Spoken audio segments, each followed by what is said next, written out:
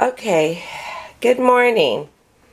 It's the couple days after I harvested these these elderberries, and this is basically a these are the berries after they have been cooked. And I've done a couple batches. The first batch, I went ahead and I boiled it, and after you thoroughly clean your elderberries, you must thoroughly clean them. And I had to allow, because of the area, and it was pretty dirty and dusty, the area. For me it was, yeah, because the valley's very dusty and it's dry. And I'm not, and it was later in the summer. Some of my elderberries were already dried, but I went ahead and I washed them, and I washed them out twice, and I let them soak. And it was hard to allow the those beautiful purple juices to go down the drain, but nonetheless, there's still a lot of the berry juice in them.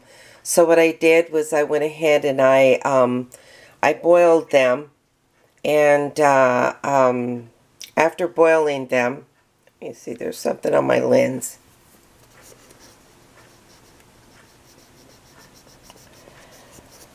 There you go. So after boiling them, that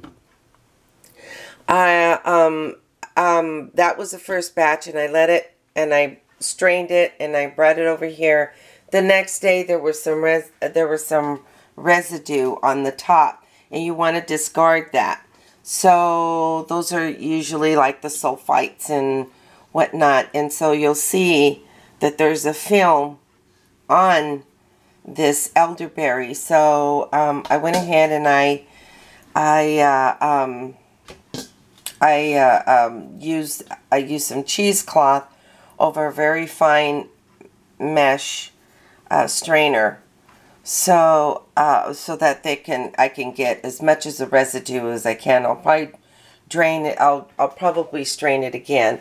So I'm basically just taking the rest of this, and I'm let me see if I can, because I don't want it to fall in there. Oh, let's see.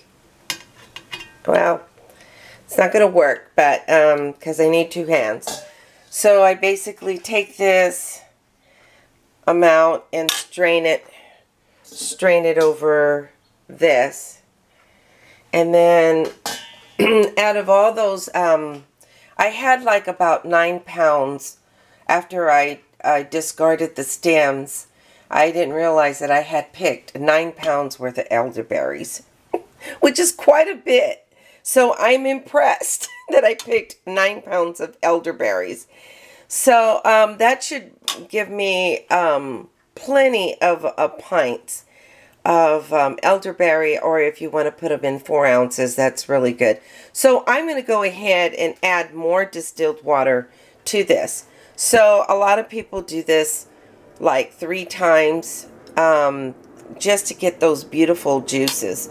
And I'm going to go ahead and just enough to cover the berries, let it boil, let it sit and stand. And what I did was I boiled it and allowed it to sit overnight. So I allowed it to sit for quite a bit of time, because there's still a lot of that elderberry juice in there, and I don't want to waste it. So, and plus those dry ones, I think they they rehydrated, and they gave me more flavor. So, I mean, they sell them. They sell the dry elderberries at the health food store, and I think you can get some dry ones. If you don't want to harvest them, you can always get them dry at the health food store. So that's going to be another part of processing your elderberries. So first of all, we wash them out, we destem them, we take them out with the comb. That's a process, and then you wash them, and then I like to allow them to sit a little bit overnight, and I'm I know a lot of those juices go down the drain, but unless you just want to continuously rinse them out, I think that's a better idea. Rinse them out and then allow them to sit, and that way you can salvage all the juices or the beautiful elderberry liquids. Okay, I hope that helps. So I'm going to go ahead and add some more water.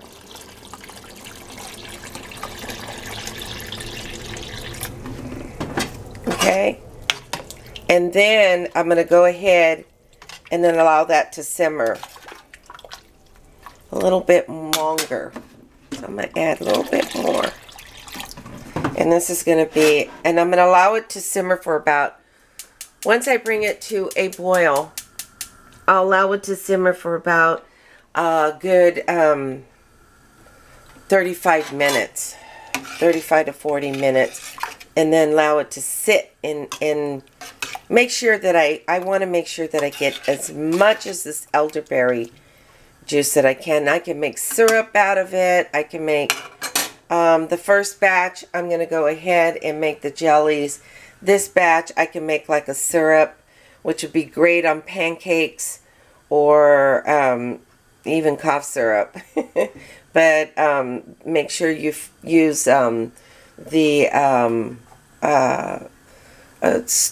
cough syrup usually has sweeteners, so make sure you have a good sweeteners. I'm sure you can find a